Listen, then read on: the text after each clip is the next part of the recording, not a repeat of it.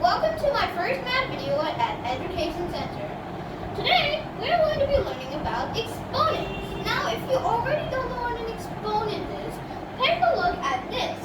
You can see that this is a 3, but what is this hanging 2 on top? Well, let's move over to the diagram that I made. The 3 here, as we saw earlier, is what we call the base. And then this hanging 2 that we saw earlier is what we call the exponent. This is also what we're going to be learning about today. So now, I'm going to explain what is exponents and how do we solve this and turn it into something that we can understand. Well, an exponent is a number that tells us how many times you have to multiply the base by itself. So, if the exponent is 2, we have to multiply the base by itself twice. And if the base is 3, we have to multiply 3 by itself twice. So, now to solve what this would look like in multiplicative form. So, that is going to look like 3 times 3. Now, if you know multiplication pretty well, then that would be 9.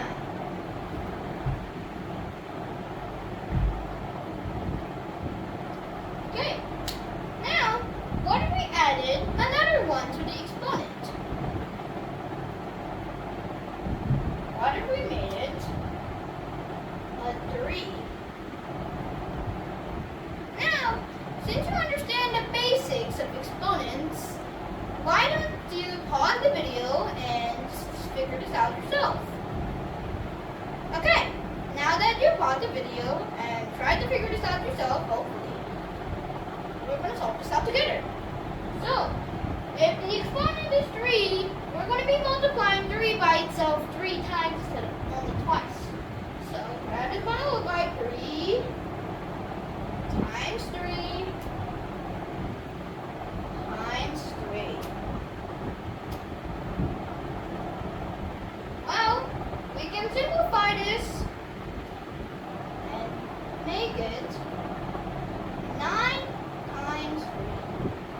And then that since we can solve 9 times 3 pretty easily, then we can simplify that.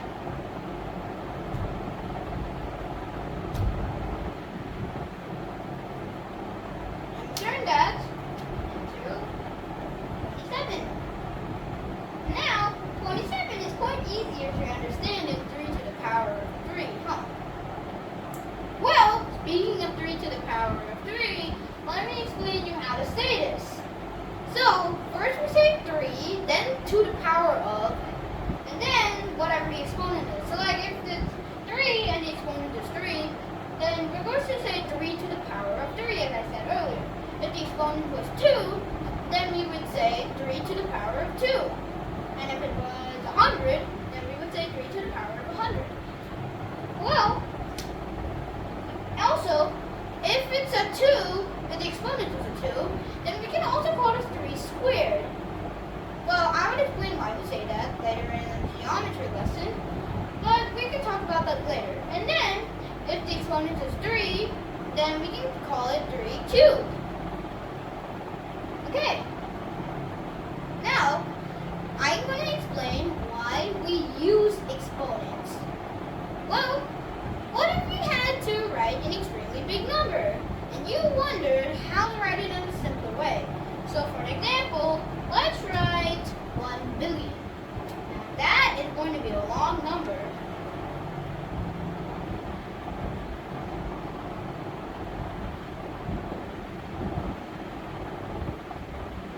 Think about wasting your time on writing 9 zeros.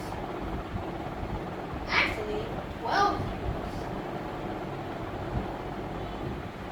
Now, no one wants to write that many zeros, huh?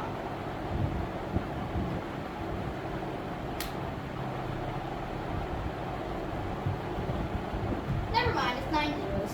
Anyway, so, what if you wondered that you wanted to write an easier way? Well, we can count all the zeros, which is 9. Then, we can write 10 to the power of 9. This will just look simple. Just like this. 10 and a hanging 9. So, how simple is that? It's easier than writing 9 zeros, right? Hopefully you say yes. Okay, now that we know why we use exponents and how do we simplify exponents, let's summarize what we have learned today. So, an exponent is basically a number that we use to multiply the base that many times by itself. And then we also use it. We also use it because if we wanted to simplify writing big numbers, then we can also use this. A simple way.